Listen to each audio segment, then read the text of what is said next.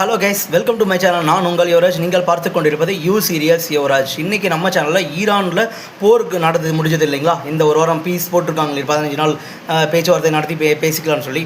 இதில் இது வரைக்கும் ஒரு மாதம் பிப்ரவரி 28 இது வரைக்கும் நடந்த போரில் எத்தனை பேர் இறந்தாங்க, அது அவங்களுடைய ஆண்கள் எத்தனை, பெண்கள் எத்தனை, என்னென்ன காரணம், என்ன காரணத்துக்காக போர் நடந்தது, அதை பற்றி தான் நம்ம சேனலில் டீட்டெயிலாக பார்க்க போகிறோம்.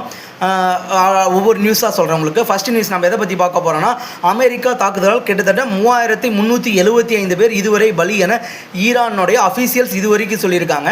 இதுக்கு என்ன முக்கியமான காரணமாக சொல்கிறாங்கன்னா, ஈரான் அணுசக்தி ஒப்பந்தத்தில் கையெழுத்திடவில்லை என்று கூறி அந்த நாட்டின் மீது அமெரிக்கா கடந்த பிப்ரவரி 28 போர் தொடுத்தது. ஓகே கைஸ், இதுதான் காரணம். முக்கியமான காரணம் வந்து அணுசக்தி ஒப்பந்தத்தில் சைன் பண்ணல. இதை தான் ஒரு காரணமாக சொல்லியிருக்காங்க. ரெண்டாவது விஷயமா எதை பற்றி நம்ம சேனலில் எதை பற்றி சொல்லியிருக்கோம்னா, அவங்க நாட்டில் இருக்கக்கூடிய எண்ணெய் வளங்களை கிட்டத்தட்ட பல வருடங்களாக இங்கிலாந்து வந்து பயன்படுத்திகிட்டு இருந்தாங்க. கிட்டத்தட்ட அது வந்து ஈரானுக்கு மிகப்பெரிய நஷ்டம். ஏன்னா பார்த்திங்கன்னா, ஈரான் வந்து இங்கிலாந்து வந்து கிட்டத்தட்ட அவங்களோட ஃபுல்லாக சுரண்டி எடுத்துக்கிற மாதிரியான ஒரு டீல் தான் போட்டிருந்தாங்க அந்த காலத்தில் மன்னராட்சி. அப்போ அது ஒரு ரீசனாக நம்ம சொல்லியிருந்தோம். ஈரானில் இருக்கிறதுலே எண்ணெய் வளம் கொஞ்சம் அதிகங்க. அதனால தான் அமெரிக்காவும் இப்போ அவங்கள டார்கெட் பண்ணியிருக்காங்க. அணுசக்தியும் தயாரிச்சிட்டாங்கன்னா ஈரான் மேலே நார்த் கொரியா மாதிரி எந்த ஒரு இதுவுமே நம்ம பண்ண முடியாது, எந்த ஒரு ஆளுமையும் காட்ட முடியாதுன்றதுக்கோசரம் தான் சொல்லியிருக்காங்க. இதுக்கு அவங்க கூட வச்சுருந்தவங்க நாடு தான் வெஸ்டர்ன் கண்ட்ரிஸ், மேற்குலக நாடுகள்னு சொல்லுவாங்க.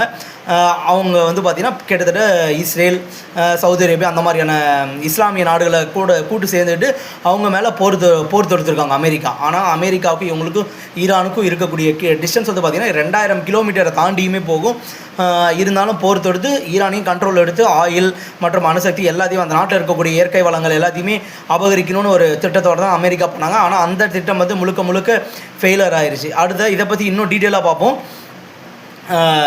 என்னென்னா, ஈரானின் நீதித்துறையின் கீழ் செயல்படும் சட்ட மருத்துவ அமைப்பின் தலைவர் அமெரிக்கா மற்றும் இஸ்ரேலுடன் நடந்த போரில் ஈரானில் 3375 பேர் உயிரிழந்ததாக தெரிவித்தார். ஈரான் அமெரிக்க போரால் 3375 பேர் பலியாகினர். உயிரிழந்தவர்களில் 2875 பேர் ஆண்களும் 496 பேர் பெண்களும் அடங்குவதாகும். அவர்கள் பெரியவர்கள் அல்லது குழந்தைகள் என்பதை குறிப்பிட்டு விவரம் அளிக்கப்படவில்லை என்று ஈரான் செய்தி தெரிவித்துள்ளது.